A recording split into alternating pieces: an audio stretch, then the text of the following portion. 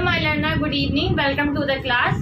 This is Nehu academy. जैसे कि मैंने आपसे प्रॉमिस किया था कि हम पेपर 1 एंड पेपर 2 स्टार्ट करेंगे अपने यूट्यूब चैनल पे, तो आज मैं पेपर 1 का कोर्स स्टार्ट कर रही हूँ, जिसमें हम पेपर 1 की सबसे पहली यूनिट लॉजिकल रीजनिंग वो स्टार्ट करने जा रहे हैं।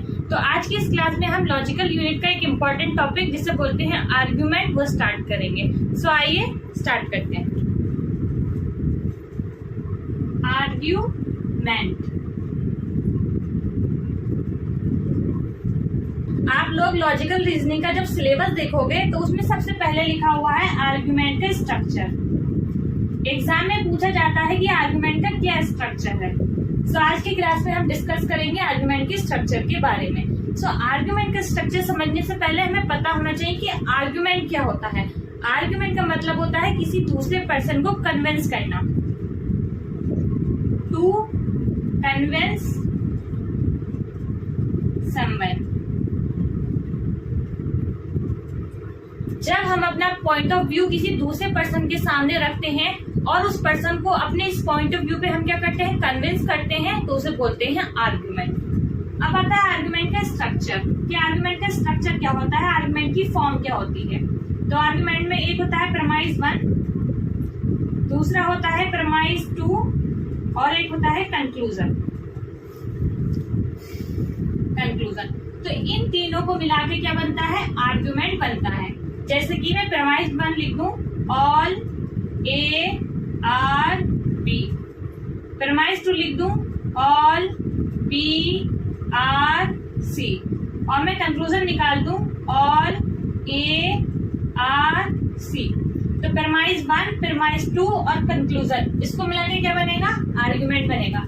मेरा कंक्लूजन है कि जितने भी ए हैं वो क्या है, सी हैं। मैं ये बात क्या करना चाहती हूँ, प्रूफ करना चाहती हूँ, किसी दूसरे पर्सन को इस बात पे कन्विंस करना चाहती हूँ।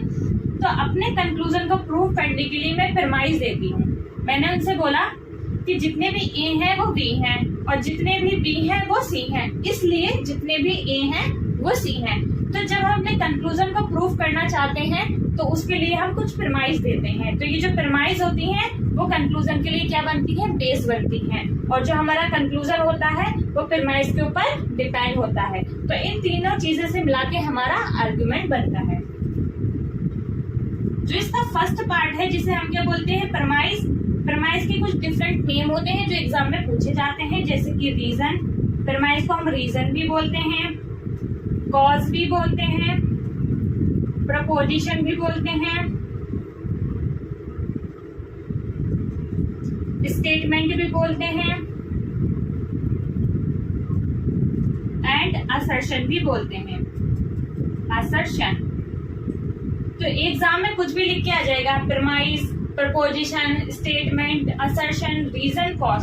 आपको समझना होगा ये सब प्रमाइस के नेम होते हैं, ठीक है। देन आता है हमारा कंक्लूजन।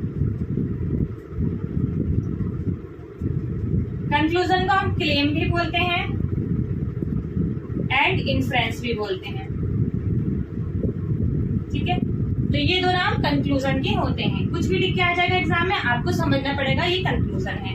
एग्जाम में प्रीवियस ईयर क्वेश्चन में पूछा गया था कि जो प्रमाइस है उसका नेचर क्या होता है। तो प्रमाइस का जो नेचर होता है, प्रमाइस 1 एंड 2, इनका नेचर होता है या तो ये ट्रू होते हैं या फॉल्स होते हैं, ठीक है। जो हम ये स्टेटमेंट दे रहे हैं जैसे all A are B, all B are C, ये ट्रू भी हो सकते हैं एंड ये फॉल्स भी हो सकते हैं।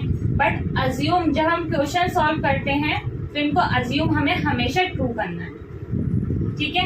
इनका नेचर तो ट्रू और फॉल्स होता है, ट्रू भी हो सकते हैं, फॉल्स भी हो सकते हैं, बट हम अज्यूम ऑलवेज ट्रू करेंगे। देन उसके बाद आता है हमारा, अगर हम प्रमाइस 1, प्रमाइस 2 में क्या जोड़ देंगे, कंक्लूजन जोड़ देंगे। कंक्लूजन जोड़ देंगे तो वो क्या बन जाएगा, आर्ग्यूमेंट बन जाएगा, ठीक है। एग्जाम में ये भी क्वेश्चन आया था कि आर्ग्यूमेंट का नेचर क्या होता है।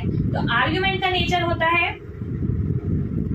आर्ग्यूमेंट या तो वैलिड होगा या इनवैलिड होगा, ठीक है। तो कंफ्यूज नहीं होना है। प्रमाइस जो होती है या तो ट्रू होती है या फॉल्स होती है, बट अज्यूम ऑलवेज ट्रू करते हैं। और जो हमारा आर्ग्यूमेंट होता है वो या तो वैलिड होता है या फिर इनवैलिड होता है। तो अभी हमने पढ़ा कि आर्गुमेंट का स्ट्रक्चर क्या होता है। आर्गुमेंट में प्रेमाइस 1, प्रेमाइस 2 और कंक्लूजन होता है। इन तीनों को मिला के हमारा एक आर्गुमेंट बनता है। प्रेमाइस को रीजन बोलते हैं, कॉज बोलते हैं, प्रपोजिशन बोलते हैं, स्टेटमेंट बोलते हैं, असर्शन बोलते हैं, एंड कंक्लूजन को क्लेम भी बोलते हैं एंड इन्फ्रेंस भी बोलते हैं। प्रेमाइस का नेचर होता है या तो ट्रू या तो false, but assume always true करेंगे। और जो कंक्लूजन है उसको अगर हम प्रेमाइस 1 और प्रेमाइस 2 में जोड़ देंगे तो वो हमारा आर्गुमेंट बन जाएगा। और आर्गुमेंट का नेचर होता है या तो वैलिड या फिर इनवैलिड। आई होप आपको आर्गुमेंट का स्ट्रक्चर समझ में आ गया होगा। सो आप इस पे स्क्रीनशॉट ले सकते हैं या इसको नोट डाउन कर सकते हैं।